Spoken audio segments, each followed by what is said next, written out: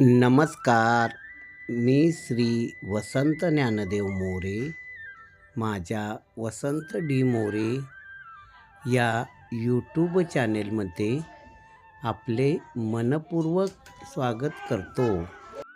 नमस्कार मित्रांनो, आज आपण माझ्या या व्हिडिओमधून श्री त्रिशुंडी गणपती मंदिर, सोमवारपेठ, पुणे, महाराष्ट्र या मंदिराविषयी सविस्तरपणे माहिती जाणून घेऊया.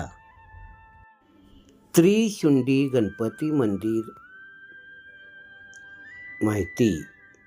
पुण्याच्या सोमवार पेठेत असलेले त्रिशुंड गणपती मंदिर हे पुण्यातील मंदिरामधील शिल्पकलेचा सर्वोत्तम नमुना असलेले मंदिर आहे. शहाजी राजांनी इसवी सन 1600 मध्ये शहापुरापेठ वसवली. 1735 मध्ये थोरल्या बाजीराव पेशवे यांनी व्यापाराला प्रोत्साहन देण्यासाठी शहापुरापेठेचा विकास करून सोमवारपेठ असे नामकरण केले. या मंदिराचे बांधकाम इसवी सन 1754 ते 1770 या कालावधीत इंदोरजवळील धामापूर मधील भीमगिरजी गोसावी यांनी केले. मंदिराच्या बांधकामावर राजस्थानी, मराठी आणि दाक्षिणात्य शैलीचा प्रभाव आहे. मंदिर पूर्णपणे काळ्या पाषाणात बांधलेले असले तरी ते पेशवेकालीन मंदिरापेक्षा वेगळे आहे. पूर्वाभिमुखी असलेल्या या मंदिराच्या खाली त्याच आकाराचे तळघर असल्यामुळे हे मंदिर उंच जोत्यावर बांधले आहे. मंदिराची सभामंडप, अंतराळ आणि गर्भगृह अशी रचना आहे. मंदिराच्या दर्शनी भागात राजस्थानी पद्धतीचे स्तंभ कोरलेले असून स्तंभावर घटपल्लवांचे स्तंभशीर्ष कोरलेली आहेत. स्तंभावर कीर्तिमुख आणि साखळ्यांना लटकणाऱ्या घंटा दाखवलेल्या आहेत.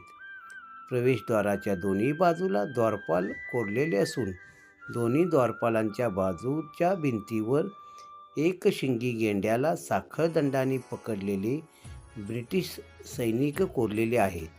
हे शिल्प भारतातील तत्कालीन राजकीय परिस्थितीचे वर्णन करणारे असून हे शिल्प म्हणजे इसवी सन 1757 साली झालेल्या प्लासीच्या लढाईत ईस्ट इंडिया कंपनीने बंगाल आणि आसाम प्रांतावर ताबा मिळवला याचे हे प्रतीक आहे. मंदिराच्या सभामंडपाच्या द्वारशाखेवर उजव्या सोंडेचा गणपती, गणेशयंत्र, गजांतलक्ष्मी, मकरमुखातून निघालेली महिरप,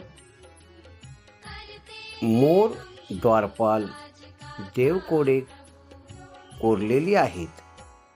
सभामंडपातून अंतराळात प्रवेश करताना अंतराळाच्या द्वारशाखेवर गणपती, गणेशयन, गजांतलक्ष्मी सारखी शिल्पे कोरलेली दिसतात. गाभाऱ्याच्या प्रवेशद्वारावर शंकर, नंदी, सिंह, साधूची शिल्पे कोरलेली असून त्यावर फारसी, देवनागरी, संस्कृत भाषेतील वैशिष्ट्यपूर्ण शिलालेख आहेत. मंदिरात असलेले हे शिलालेख मंदिराच्या बांधकामासंदर्भात असून या शिलालेखामधून हे मंदिर श्री महाकालरामेश्वर आणि दत्तगुरू यांचे असल्याची माहिती मिळते.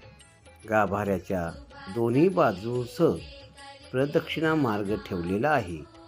मंदिरातील गणेश मूर्ती वैशिष्ट्यपूर्ण असून 3 सोंडा व 6 हात असलेल्या या गणेशाच्या डाव्या मांडीवर देवी बसलेली आहे. गणपती चौरंगावर बसलेला असून हा चौरंग मोरावर आहे.